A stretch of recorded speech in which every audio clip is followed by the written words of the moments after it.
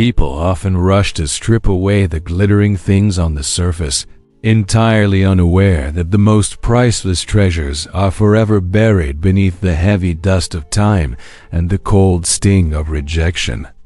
The polished mahogany table in the lawyer's office felt as cold as a tombstone under Beatrice Caldwell's wrinkled, age-spotted hands. She was 71 years old. Just 3 days had passed since she buried Arthur, the man she had loved and built a life with for 42 long, grueling years. She had spent over 4 decades sitting under a dim, flickering desk lamp, meticulously balancing the paper ledgers, stretching every single penny, and sacrificing her own vibrant youth to ensure their family insurance firm survived the brutal economic downturns. Her hands still bore the faint, permanent calluses of a woman who had scrubbed hardwood floors and carried heavy cardboard boxes of client files while her charismatic husband wined and dined the wealthy investors. Now, those same weary hands rested quietly on her lap as she watched the vultures slowly descend upon her life's work. Her eldest son, Vance, sat directly across the massive table from her. He was 48 years old, impeccably dressed in a tailored charcoal suit that cost more than Beatrice had spent on her own clothing in an entire decade. His face was a rigid mask of calculated grief, perfectly hiding the predatory gleam dancing in his cold eyes. Beside him sat Lydia, her 45-year-old daughter, nervously adjusting a heavy pearl necklace while cowardly refusing to meet her mother's steady, piercing gaze. They were systematically carving up Arthur's legacy before the damp dirt on his grave had even begun to settle. "It is simply a matter of practicality, Mother," Vance said smoothly, his voice utterly devoid of any genuine human warmth. "The corporate board needs a firm, decisive hand, and putting the primary residence and the corporate accounts into a living trust under my name avoids unnecessary and expensive probate delays." Beatrice did not argue. She listened in absolute chilling silence as the high-priced lawyer droned on, reading the thick stack of documents that Vance had somehow coerced Arthur into signing during his final morphine-clouded days in the hospital. Paragraph by paragraph, legal clause by suffocating legal clause, her entire existence was systematically dismantled and handed over to the greedy children she had raised. They took the sprawling, fully paid suburban house sitting on 2 acres of manicured lawn where she had cooked thousands of warm family dinners. They took the thriving insurance company she had painstakingly helped build from a single dusty, unheated rented room. They drained the joint savings accounts, falsely citing impending medical expenses and fabricated estate taxes, leaving the balances at absolute zero. They even claimed the silver keys to her modest sedan, arrogantly arguing that her fading eyesight made driving on the highway a dangerous liability. Every glittering, valuable surface of her 42-year marriage was violently stripped away. Beatrice remained perfectly still, her spine completely straight, her expression an impenetrable fortress of quiet, unyielding dignity. She did not weep. She did not raise her voice in anger.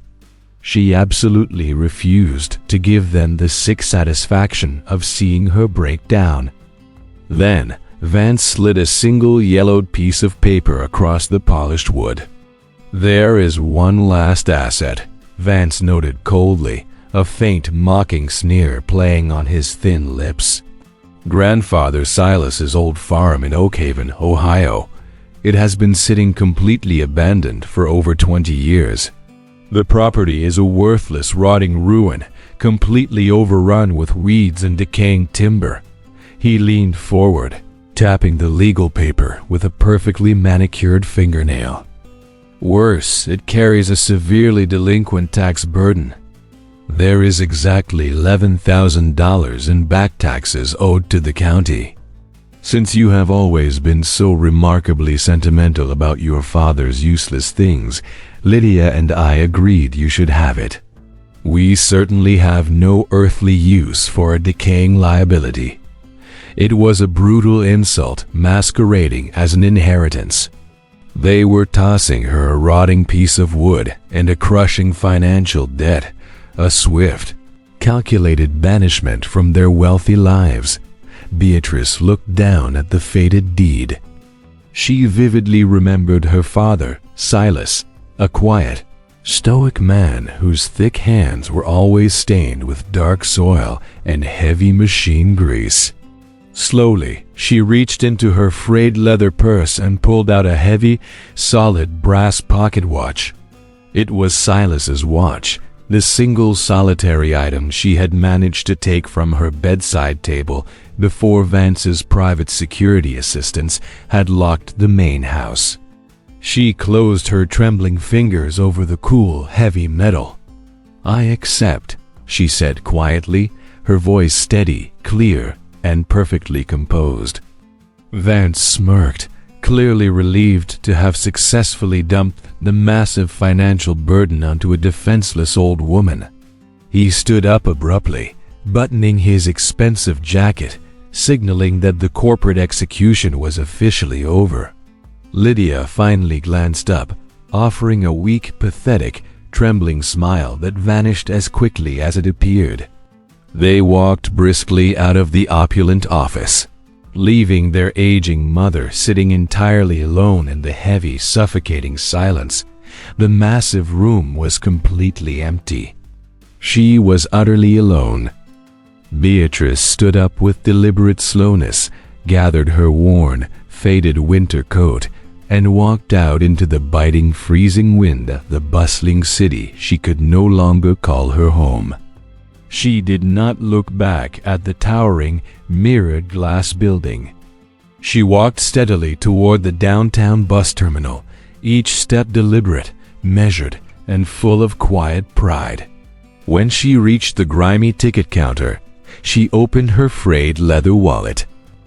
She had exactly $47 to her name.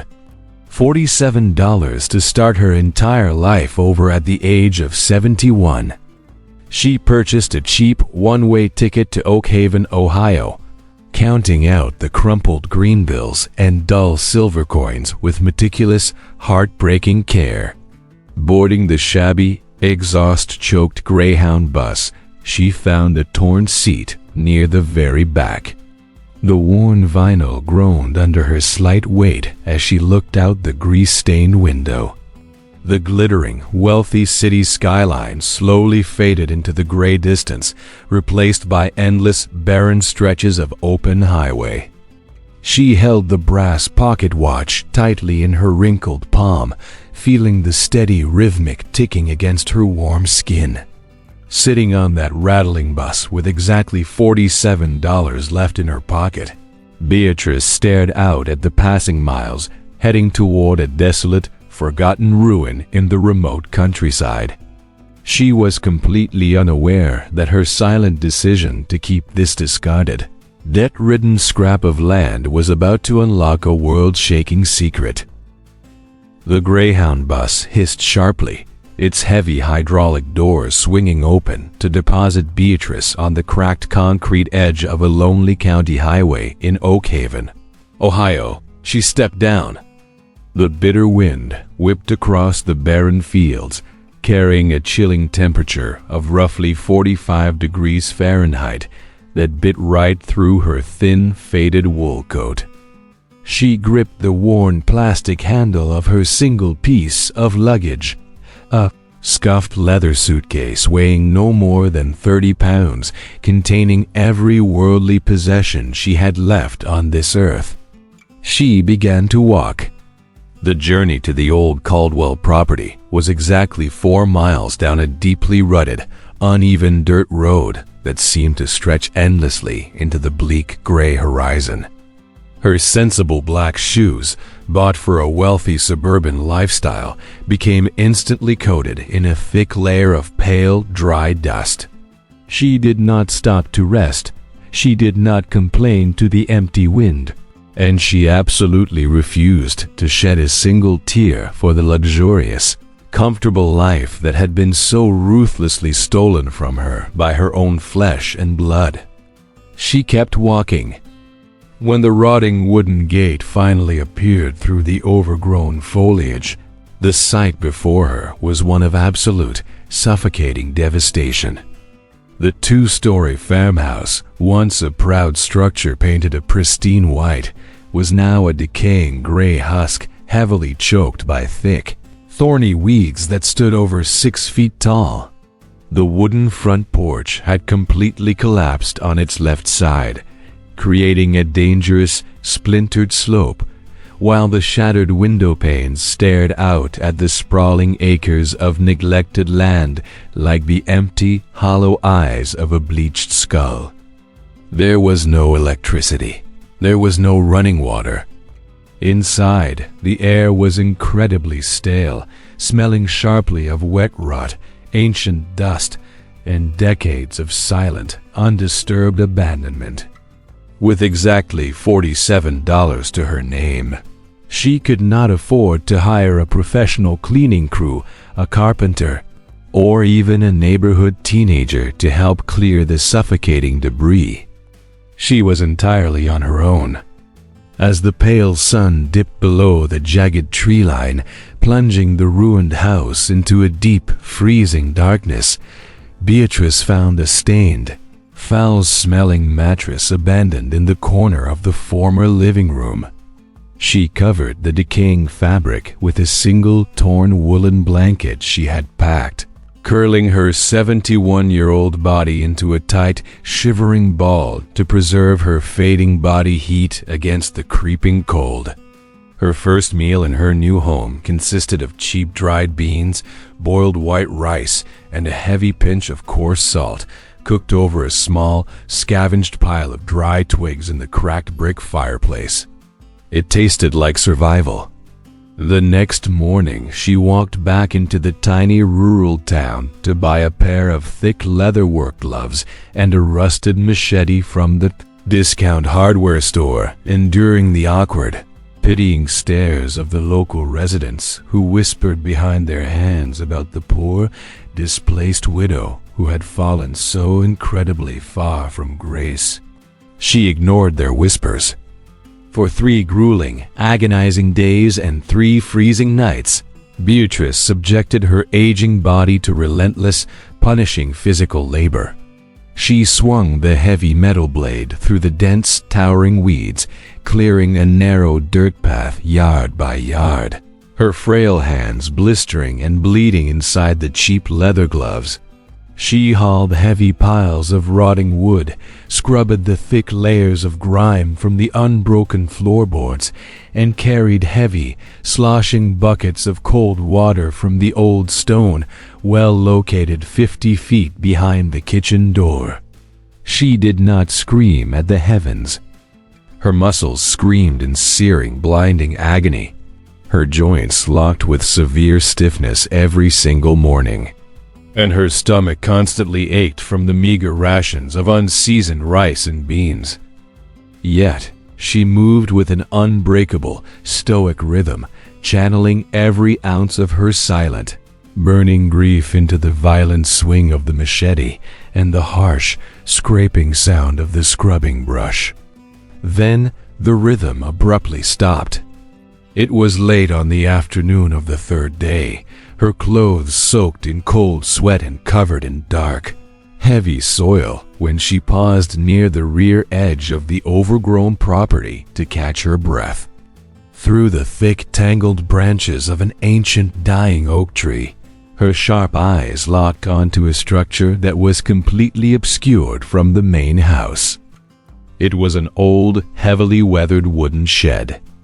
Unlike the main house, which had simply surrendered to the destructive forces of nature and time, this structure appeared deliberately fortified, reinforced with thick, heavy steel brackets and secured by a massive, heavily rusted iron padlock. Beatrice stared at the heavy lock, a sudden, vivid memory flashing through her exhausted mind. It was a memory of her late father, Silas, his stern face warning her to never, under any circumstances, go near that shed.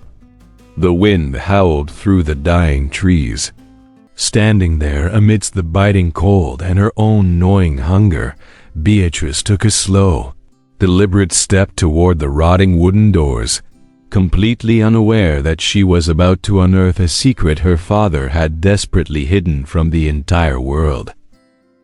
The heavy iron padlock hung from a thick steel hasp, completely coated in decades of dark, coarse rust. Beatrice stood before the rotting shed doors, her breathing shallow and completely controlled in the freezing 45-degree wind. She knew her cheap, rusted machete would instantly shatter against the hardened, tempered steel, so she turned and walked deliberately back to the collapsed front porch of the main house. She needed a proper tool. Digging carefully through the splintered, decaying debris of the ruined wooden steps, her bruised fingers eventually closed around the weathered wooden handle of an old, heavy iron sledgehammer weighing roughly 8 pounds. She dragged it out of the cold dirt, feeling the immense, punishing weight of the forged metal pulling painfully at her exhausted shoulder joints. For 42 years, her elegant hands had carefully held nothing heavier than a gold fountain pen, a delicate porcelain teacup, or a tall stack of corporate financial ledgers. Now, she gripped the heavy wooden shaft tightly with both hands. Returning to the desolate shed, she planted her sensible black shoes firmly into the frozen dirt, raised the heavy iron hammer high above her right shoulder, and brought it down violently against the rusted padlock. The brutal impact sent a painful, agonizing shockwave directly up her frail arms, rattling her aging teeth, but the thick metal lock held firm. She did not cry out. She swung again and again. On the seventh grueling, bone-jarring strike, a sharp, metallic crack echoed sharply across the empty, desolate acres. The heavy iron shackle finally surrendered to the relentless force, snapping perfectly in half and dropping heavily into the dead, frozen weeds below. Beatrice dropped the heavy hammer.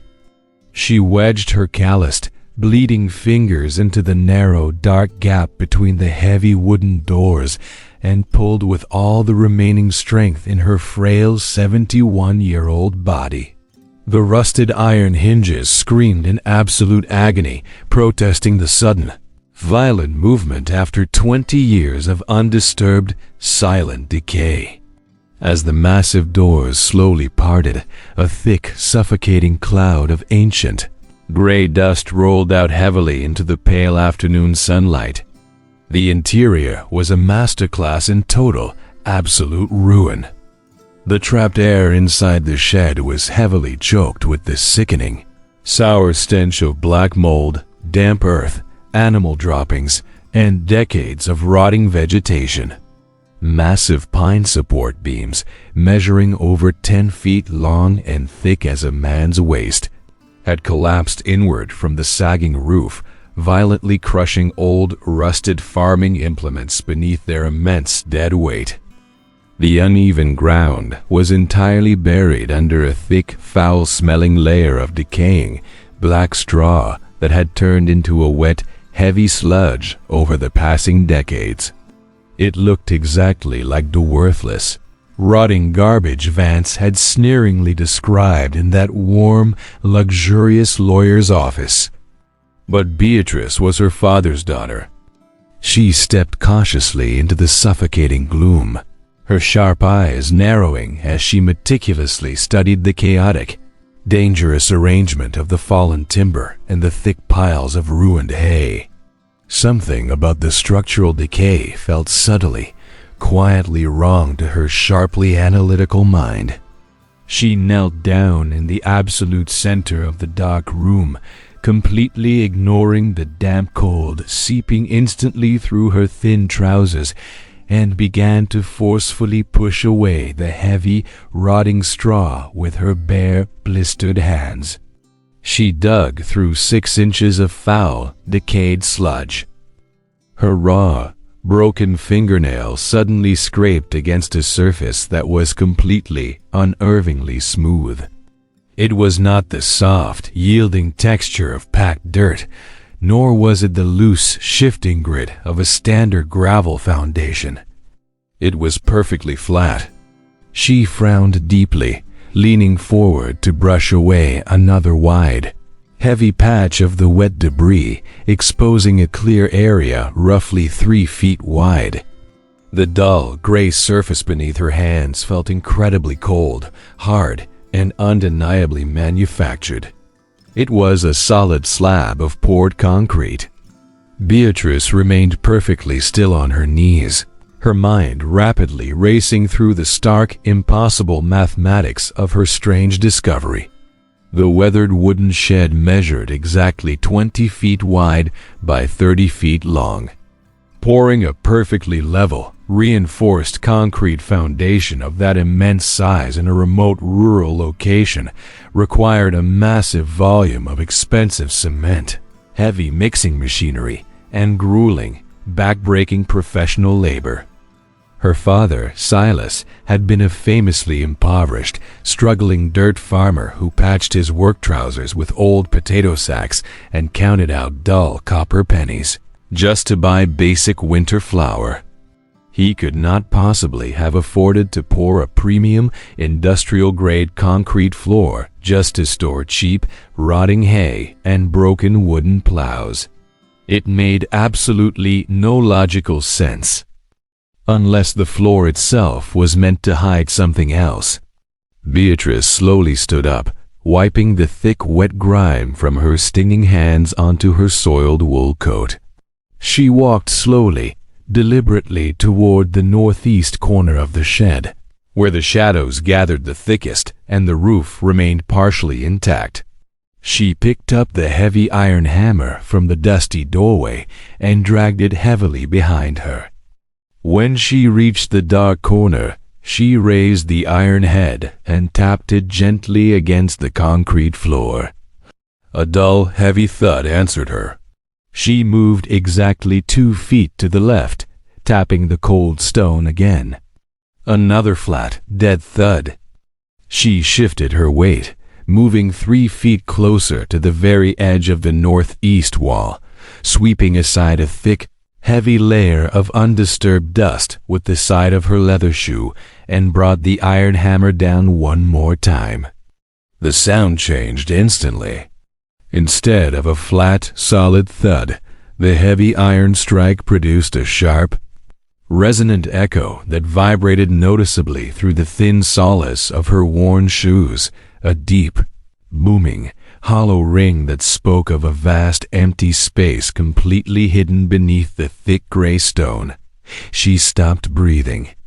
She knelt back down, her heart pounding a heavy, frantic rhythm against her ribs as she stared blindly at the cold, unyielding floor. Why would a poor, struggling old farmer exhaust his meager savings to pour a massive, solid concrete floor and bury it beneath mounds of dry grass, unless he was deliberately entombing something deep in the earth that the world must never ever see? The biting morning frost clung to the dead weeds, dropping the temperature to a brutal 34 degrees Fahrenheit as Beatrice Caldwell forced her completely exhausted, 71-year-old body off the soiled mattress. Every single joint screamed. Her shoulders burned with a deep, radiating ache from swinging the heavy iron sledgehammer the day before, and the raw blisters on her palms throbbed a steady, painful rhythm. She poured a splash of freezing well water over her face, carefully smoothed the wrinkles from her dirty wool coat, and stepped out into the desolate gray morning. The flat, Dull echo of her tapping against the concrete floor still rang loudly in her ears, an undeniable metallic promise buried under decades of absolute decay. She needed to break the stone. With exactly $47 to her name, she could not afford to hire a heavy machinery crew, nor could she rent industrial demolition equipment, so she began the grueling walk down the deeply rutted dirt road. It was another brutal trek of 4 miles into the rural town of Oakhaven, the freezing wind whipping sharp, stinging gravel against her ankles. As she walked, her fiercely intelligent mind briefly wandered to the towering glass skyscrapers hundreds of miles away, vividly imagining her 48-year-old son Vance sitting comfortably in his climate-controlled 72-degree corner office. He was likely sipping a $10 artisanal coffee, reviewing the lucrative quarterly reports of the insurance company she had bled for, while her 45-year-old daughter Lydia undoubtedly browsed expensive designer catalogs in a plush, velvet-lined suburban parlor. They had stolen her entire life's work. She was breathing in toxic road dust. Yet, as Beatrice marched steadily onward, her spine remained as straight as a steel rod, her chin held high with an impenetrable, quiet dignity that no amount of stolen money could ever buy. She finally reached the small, dimly lit local hardware store, the heavy glass door jingling a cheerful, incredibly out-of-place melody as she stepped inside. The air was thick with the distinct, masculine sense of heavy machine oil, chemical fertilizer, and freshly cut pine lumber. She walked directly to the front counter. "I need your heaviest steel pickaxe, or perhaps a 20-pound demolition hammer," she stated calmly. The young clerk behind the register blinked, his eyes scanning her frail, 71-year-old frame, taking in the elegant but heavily soiled wool coat and the faint aristocratic bone structure beneath the layer of dark farm dirt. He looked entirely unconvinced, opening his mouth to suggest a lighter, more manageable gardening tool when a deep, gravelly voice echoed from the shadowed aisle of plumbing supplies. "A hand tool is not going to break a commercial foundation, ma'am," the voice rumbled softly. A tall, broad-shouldered man stepped into the fluorescent light, wiping grease from his heavily calloused hands with a faded red shop rag. He was roughly 68 years old, his face weathered into deep, permanent lines by decades of unforgiving outdoor labor, wearing a faded denim jacket and heavy steel-toed work boots. He possessed the quiet, unassuming aura of a man who spoke very little but observed absolutely everything. He stopped a few feet away, his sharp blue eyes studying Beatrice with a strange, piercing intensity. "You are Silas Caldwell's daughter," he stated firmly. "I am Beatrice Caldwell," she replied smoothly, her tone perfectly polite but offering absolutely no vulnerabilities. The older man gave a slow, respectful nod, tossing the greasy red rag onto a nearby stack of wooden pallets. "My name is Elias Thorne. I do carpentry and heavy repairs around the county, and I knew your father well before he passed." Silas was a fiercely private man, but he was a deeply honorable one. "When the bank nearly foreclosed on my very first workshop 40 years ago, your father silently left 2 heavy sacks of premium winter seed and a bundle of dry firewood on my porch so my family would not freeze." Elias paused, his voice dropping an octave, heavy with genuine, unspoken gratitude. He never asked for a single copper penny in return, and he never once mentioned it again.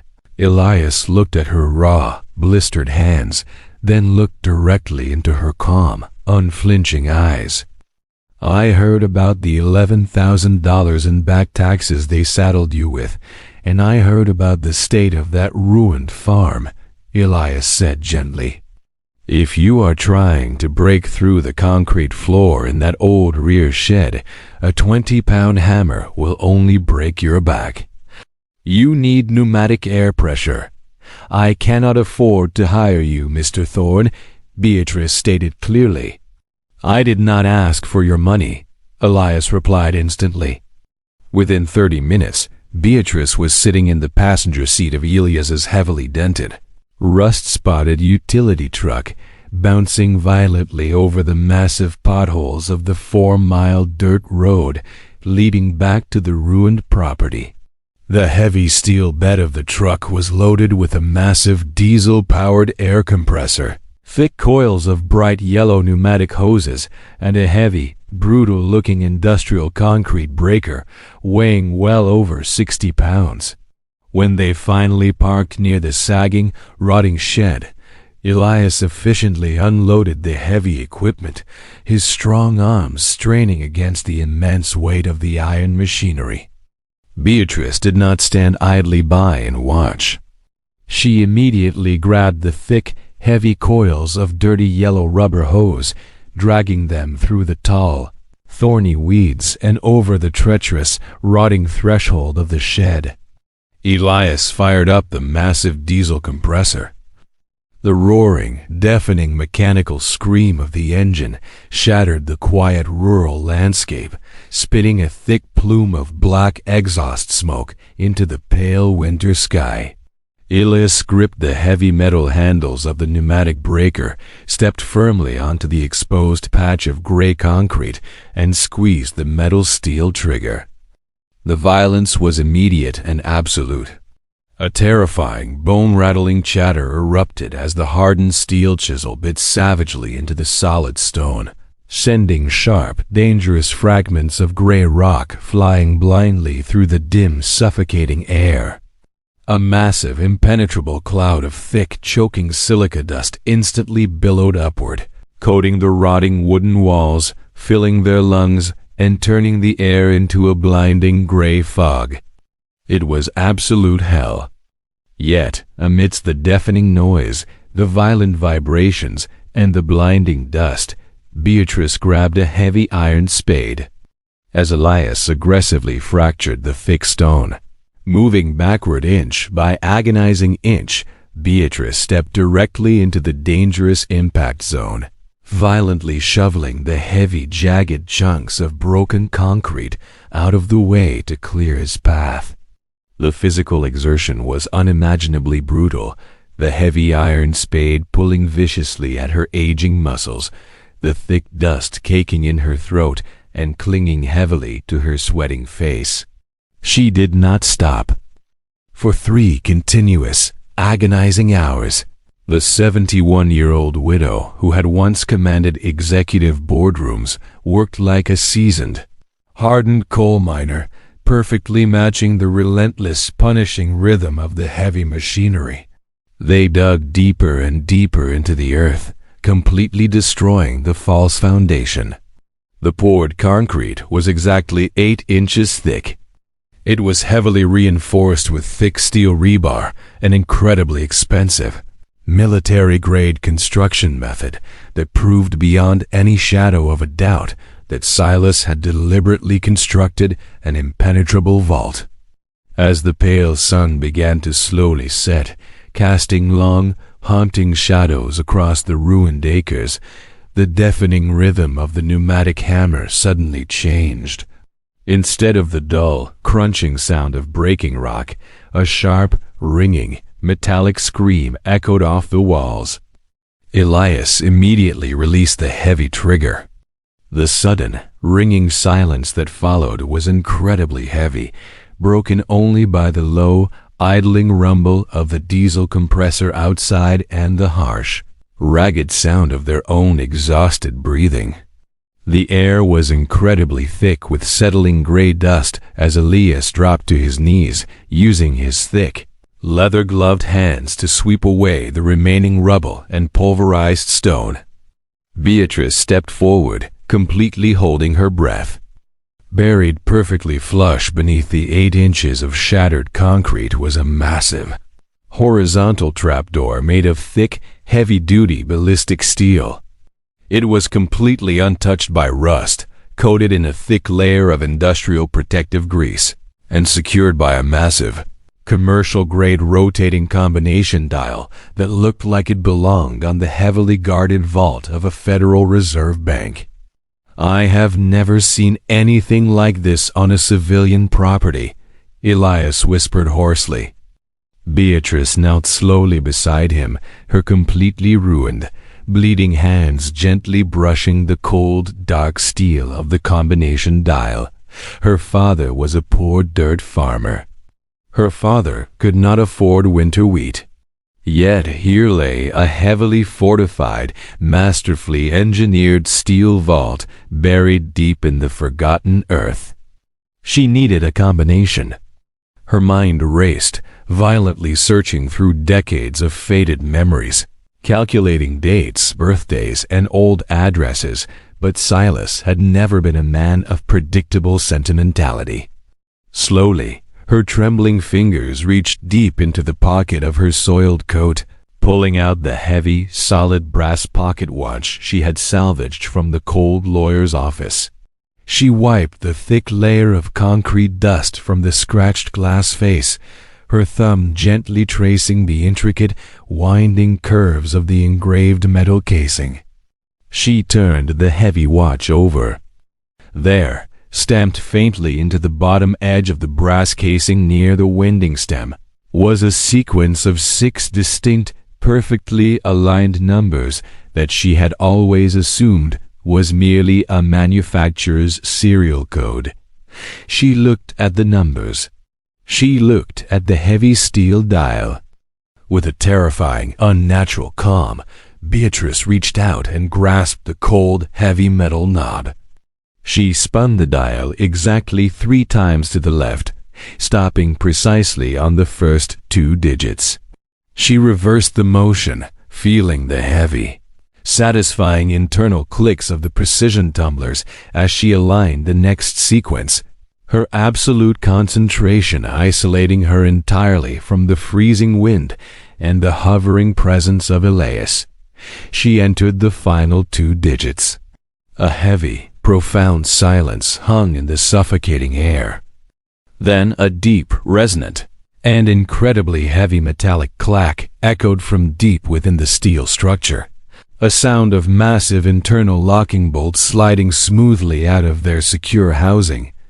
The immense steel door hissed softly, its heavy hydraulic hinges perfectly balanced as it began to slowly swing upward, revealing a steep, plunging staircase of cold concrete descending directly into the absolute blackness of the earth. Beatrice clicked on a heavy metal flashlight, taking a slow, deliberate step down into the freezing abyss. And as the bright, sweeping beam of white light violently tore through 50 years of undisturbed darkness, her entire body froze as she completely stopped breathing. The heavy air shifted immediately. Descending the steep, plunging concrete steps, Beatrice felt the biting 34-degree wind of the surface world instantly fade, replaced by a perfectly still, meticulously regulated climate of exactly 55 degrees Fahrenheit. The descent seemed to last an eternity, the thick rubber soles of her sensible black shoes gripping the rough stone, each careful step echoing deeply into the expansive darkness below. She reached the bottom. Elias followed closely behind, his heavy work boots landing with a solid resonant thud. The sweeping beam of her heavy metal flashlight violently cut through the suffocating darkness, illuminating a subterranean space that completely defied all rural logic and expectation. It was not a damp, rotting root cellar meant for storing winter potatoes and old glass jars of preserved fruit. It was a massive, heavily fortified chamber. The underground vault measured roughly 60 feet wide and 80 feet long, with a soaring 12-foot ceiling entirely reinforced with thick, exposed steel I-beams. An intricate, entirely mechanical ventilation system ran quietly along the upper corners, drawing fresh air through disguised, ground-level pipes to maintain the immaculate, flawless atmospheric temperature. She swept the bright white light across the walls. Towering, custom-built wooden shelves made of thick, heavy Appalachian oak lined every single inch of the vast perimeter, standing perfectly straight and perfectly level upon the smooth concrete floor. And they were completely full. They did not hold glittering stacked gold bars, heavy canvas bags of dusty silver coins, or bundled, decaying stacks of paper currency. They held glass. 5,000 perfectly identical, hand-blown glass bottles sat precisely aligned in endless, meticulous, awe-inspiring rows. Each heavy bottle was completely sealed with a thick dark crimson wax that had remained entirely unbroken and completely untouched for over half a century. She stepped closer, mesmerized. Her trembling, blistered hand reached out, gently wiping a thin, delicate layer of gray dust from the cold curve of the nearest bottle.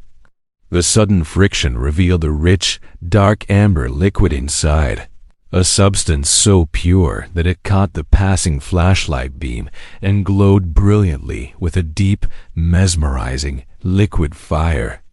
It was pure, uncut, masterfully crafted bourbon whiskey. "Good God in heaven," Elias whispered hoarsely, his deep, gravelly voice thick with absolute, breathless disbelief as he stared at the endless walls of amber glass. In the absolute center of the massive underground vault, resting on a faded Persian rug, sat a small, simple wooden writing desk.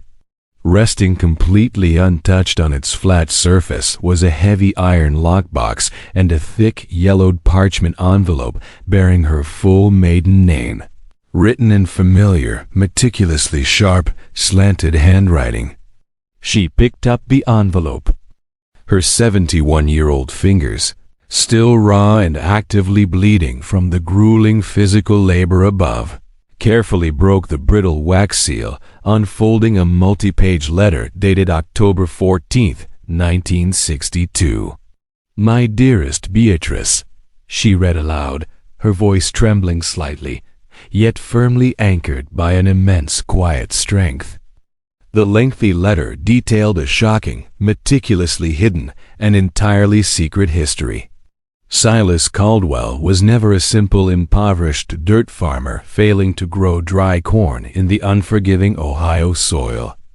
He was an absolute master distiller, an uncompromising, visionary artist who had inherited a legendary, entirely undocumented sour mash recipe from his own grandfather.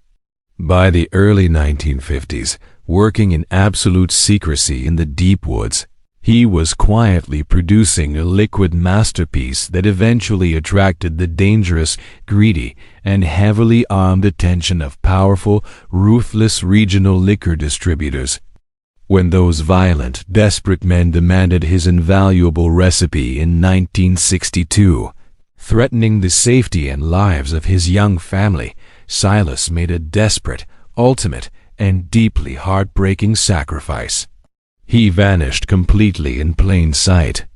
He permanently shut down the hidden copper stills, meticulously hand-bottled exactly 5,000 units of his greatest, most perfectly aged 20-year vintage, and buried the entire massive fortune beneath tons of industrial concrete and decaying, foul-smelling hay.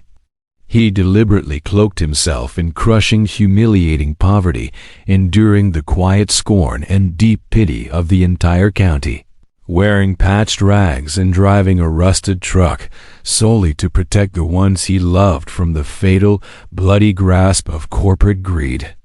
The letter contained one final, earth-shattering revelation that struck Beatrice like a physical blow.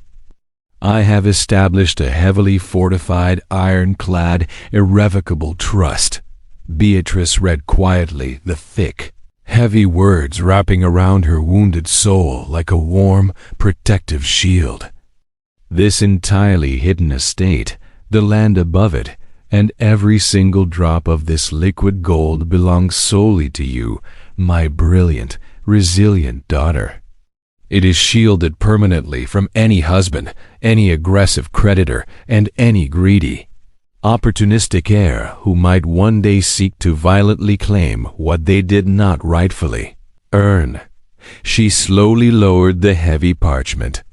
For 42 agonizing years, she had served a husband who ultimately left her with nothing but a polite thank you, and she had raised a 48-year-old son who cruelly threw her to the wolves for a handful of corporate dollars. Her own blood had deemed her entirely worthless, tossing her away like a broken, obsolete tool. Yet, beneath the freezing, neglected dirt of this forgotten, abandoned ruin, her fiercely protective father had spent his entire stoic life silently guarding a colossal fortune meant only for her absolute protection. It was a staggering, monumental act of paternal devotion. Elias stood quietly near the towering oak racks, his heavy, calloused hands carefully holding one of the thick, wax-sealed bottles up to the ambient beam of the flashlight, his sharp blue eyes admiring the rich, flawless, sediment-free clarity of the dark amber spirit. This was barrel-proofed and sealed decades before the modern, watered-down regulations entirely ruined the sacred craft. Elias stated softly, his tone laced with deep reverence. "This is not just old whiskey, Beatrice.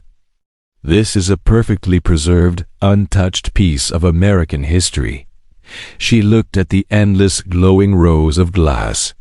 The 5,000 vintage bottles had slept silently in the absolute, freezing darkness for half a century, completely untouched by the violent chaos and greed of the world above, patiently waiting for the rightful, worthy heir to finally return to the ruins.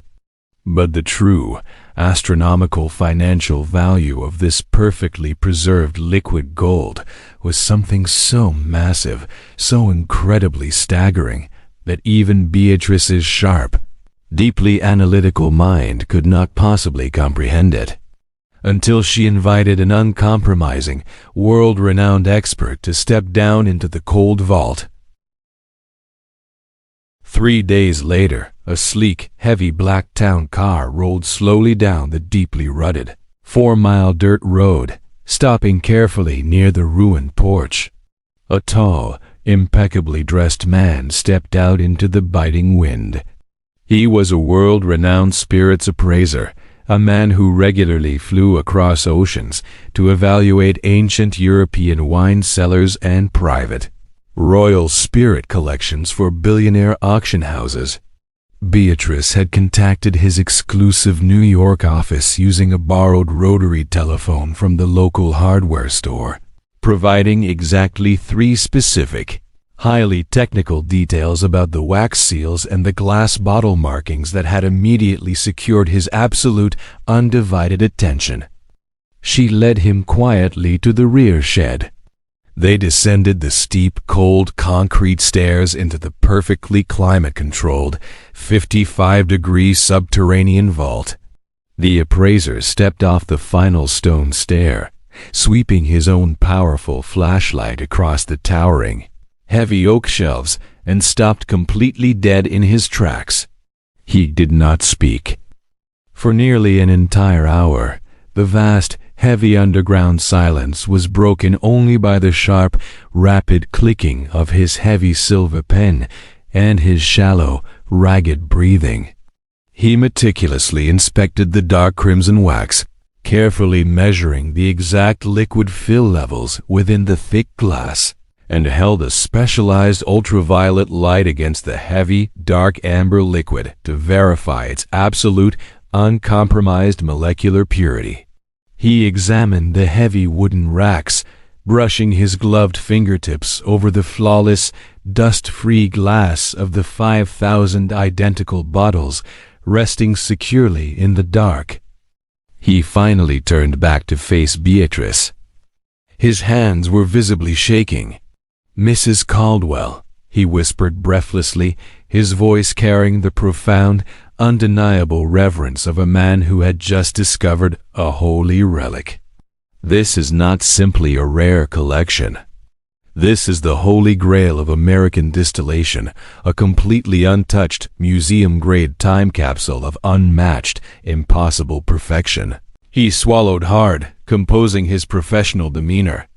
Given the unparalleled quality, the absolute historical provenance, and the insane, rabid demand in the current elite auction market, this collection holds a conservative, rock-solid valuation of $20 million to $30 million.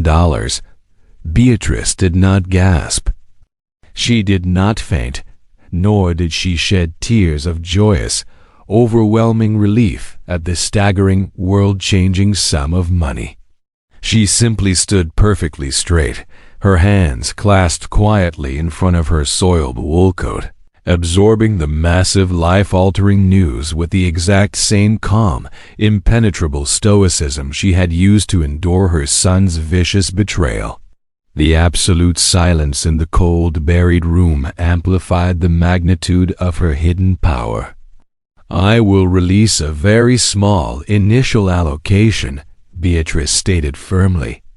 Within 48 hours, she successfully brokered the highly confidential sale of a microscopic fraction of the massive inventory, releasing exactly 24 bottles to an elite syndicate of private international collectors. The incredibly swift, entirely discreet transaction instantly wired a staggering $480,000 directly into a secure, newly established, tightly encrypted bank account under her sole exclusive name. She moved with immediate, precise purpose. She boldly walked into the county tax office, her head held incredibly high, and slammed a certified cashier's check down on the worn wooden counter, completely erasing the $11,000 delinquent tax debt that Vance had so arrogantly weaponized against her. She purchased a sturdy, reliable, heavy-duty pickup truck to replace her stolen sedan, immediately hired Elias Thorne as her chief contractor, and aggressively deployed massive capital to resurrect the decaying Caldwell property from its desolate, forgotten grave. The transformation was rapid and breathtaking. Within weeks, the heavy, rotting timbers were replaced with solid, premium oak. The shattered windows were fitted with thick, insulated glass, and the dangerous, overgrown weeds were violently ripped out to reveal acres of beautiful, rolling green pastures. The old, decaying ruin was completely gone, replaced by a fortress of quiet, rural elegance that commanded absolute respect from anyone driving down the county road. It was a stunning, absolute victory. However, the sudden, massive influx of capital in a quiet rural county created undeniable, echoing ripples that could not be easily contained.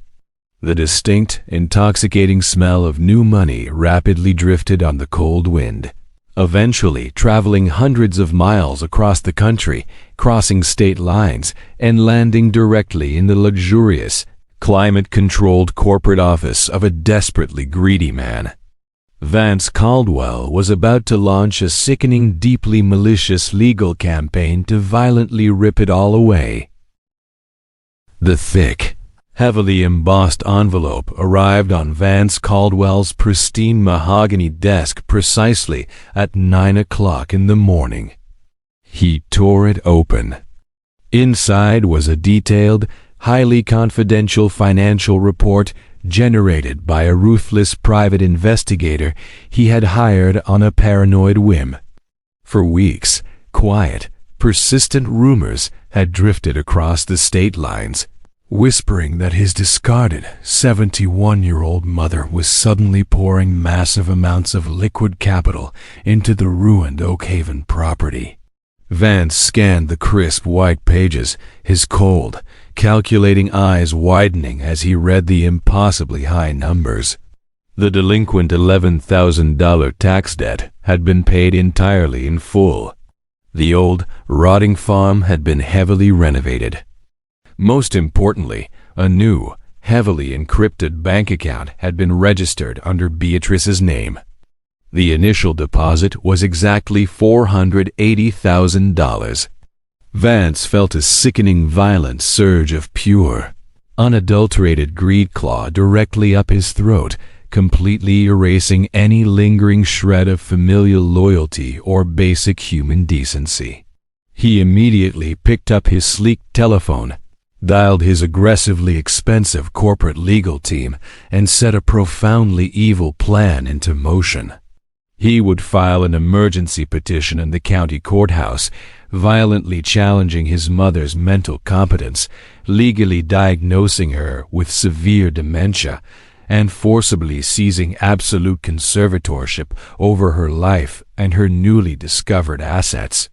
He wanted every single penny. 30 days later, the heavy, dark oak doors of the county courthouse swung shut, sealing them inside a sterile, overly bright room that smelled faintly of floor wax and stale air. Beatrice sat perfectly still at the defendant's table. She wore a modest, impeccably pressed navy blue suit, her silver hair pulled back into a neat, elegant twist, completely ignoring the heavy, suffocating tension filling the large room. Beside her sat a sharp, highly respected trust attorney she had discreetly hired from the city. Directly across the aisle, Vance adjusted the cuffs of his tailored, $5,000 suit, successfully forcing a deeply pained, fabricated expression of immense filial concern onto his face. Lydia sat nervously behind him, heavily wringing her pale hands. The stern, gray-haired judge peered down from the elevated wooden bench, looking intensely over his reading glasses. "Your Honor, my mother is deeply, tragically unwell," Vance stated smoothly, his voice dripping with practiced, sickening sorrow. "Following the traumatic, sudden passing of my father, she has completely lost her grip on basic reality. She is actively squandering an unexplained, massive sum of money on a worthless rural property, and she requires immediate, comprehensive legal guardianship for her own safety and financial protection." He presented a thick stack of fabricated psychological profiles. Beatrice did not flinch. She did not raise her voice to aggressively defend her honor, and she absolutely refused to grant her treacherous son the satisfaction of a public, emotional breakdown. She simply nodded to her attorney. The sharp, elegantly dressed lawyer stood up, confidently buttoning his jacket, and approached the elevated wooden bench with a remarkably thin, perfectly organized leather folder. "Your Honor, if I may present the actual, documented truth," the attorney said firmly, his voice ringing with absolute, unyielding authority. He handed the judge the first document. Exhibit A is a comprehensive, rigorously detailed psychological evaluation conducted exactly 3 days ago by the chief of neurology at the state medical hospital. It conclusively certifies that Mrs. Beatrice Caldwell possesses a sharp, flawless cognitive capacity that ranks in the top 1 percentile for her age group. She is in perfect mental health. Vance stiffened slightly in his expensive leather chair. The attorney pulled out a heavy yellowed parchment. Exhibit B is an irrevocable, completely impenetrable legal trust established in 1962 by Silas Caldwell. This legally binding document explicitly grants Mrs. Caldwell's sole, exclusive and unchallenged ownership of the Oakhaven estate and all its subterranean contents. Furthermore, it contains a specific, ironclad clause that permanently disinherits any descendant who attempts to contest her authority through legal or medical coercion. Vance's face instantly drained of all color, turning a sickly pale gray. The trap was violently sprung. Finally, Exhibit C, the attorney continued relentlessly, sliding a crisp, newly printed bank ledger across the polished wood. This is a sworn, verified appraisal of the subterranean assets discovered on the property, alongside current bank statements accurate to the exact penny. The total estate valuation sits solidly between $20 million and $30 million, completely secured, fully taxed, and entirely out of Mr. Vance Caldwell's legal reach. The courtroom fell absolutely silent. It was a suffocating, crushing silence. The judge read the documents meticulously, his expression shifting from detached professionalism to absolute, burning disgust as he slowly raised his eyes to look directly at Vance. "Mr. Caldwell," the judge growled darkly, his voice echoing like a heavy thunderclap. "You have marched into my courtroom with fabricated concerns, attempting to weaponize the legal system to steal an inheritance you did not earn from a mother you ruthlessly abandoned. This petition is entirely baseless, deeply offensive, and permanently dismissed with extreme prejudice." The judge slammed his heavy wooden gavel down. "Get out of my sight before I hold you in criminal contempt," the judge demanded furiously. The brutal, heavy blow of karma had finally fallen, completely shattering Vance's arrogant facade without Beatrice ever having to raise her voice or shed a single pathetic tear. Court officers immediately moved forward, harshly instructing Vance and his high-priced legal team to vacate the premises. Minutes later, Beatrice walked calmly out into the wide, marble-floored hallway, her posture completely upright, her quiet dignity radiating like a physical, impenetrable shield. Vance was frantically waiting near the heavy glass exit doors. His expensive suit was completely rumpled, his slick, arrogant composure entirely destroyed by the devastating realization of the colossal, multi-million-dollar fortune he had permanently lost due to his own blind, vicious greed. "Mother, please," Vance pleaded desperately, his voice cracking with pathetic, raw panic as he reached out a trembling hand. "We are still family. I was just worried. I was merely trying to protect you."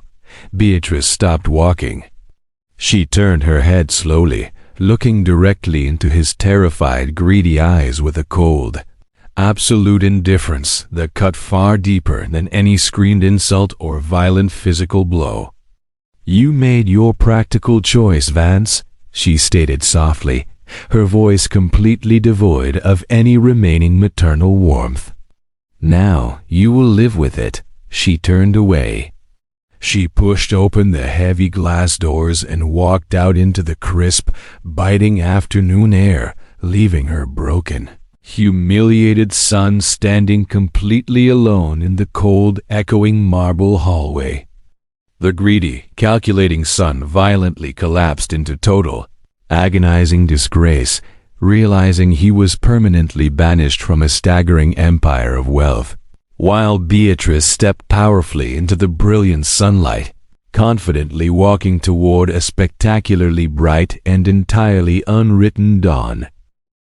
The massive, multi-million-dollar fortune sitting securely in her bank account did not fundamentally change Beatrice Caldwell. She did not buy a sprawling 20-room mansion. She did not purchase expensive diamond jewelry, nor did she book luxurious, first-class tickets to distant European shores. Instead, she drove her sturdy, heavy-duty pickup truck exactly 4 miles into the quiet center of Oakhaven, signed a thick stack of legal documents, and purchased an abandoned, brick-faced storefront situated directly on the main street. With the invaluable, relentless help of Elias Thorne, she completely gutted the dusty interior, replacing the rotting floorboards with rich, polished oak and filling the bright room with warm, comfortable seating. She hung a simple, elegantly carved wooden sign above the heavy glass door. It read the Silas Caldwell Foundation. It was a fiercely dedicated, fully funded legal and financial support center strictly designed to protect vulnerable, elderly citizens from predatory relatives, greedy corporations, and the devastating, silent heartbreak of familial financial abuse. She hired the absolute best, most ruthless trust attorneys in the state, paying them staggering corporate retainers to ensure that no forgotten widow or aging farmer in the entire county would ever be thrown onto the cold street with only $47 in their pocket. She became an unbreakable, quiet shield for the forgotten. Then, late one crisp, cool afternoon, a hesitant knock echoed from the heavy oak door of the foundation. It was Lydia. Her 45-year-old daughter stood shivering in the biting, 40-degree wind, stripped of her heavy pearl necklaces and her arrogant suburban entitlement. She looked incredibly small, deeply exhausted, and utterly broken by the toxic, suffocating greed of her older brother. Lydia did not demand a single penny, nor did she make pathetic, dramatic excuses for her past cowardice. "I am so incredibly sorry, Mother," Lydia whispered brokenly, her voice trembling with genuine, agonizing remorse. Beatrice looked at her daughter for a long, quiet moment.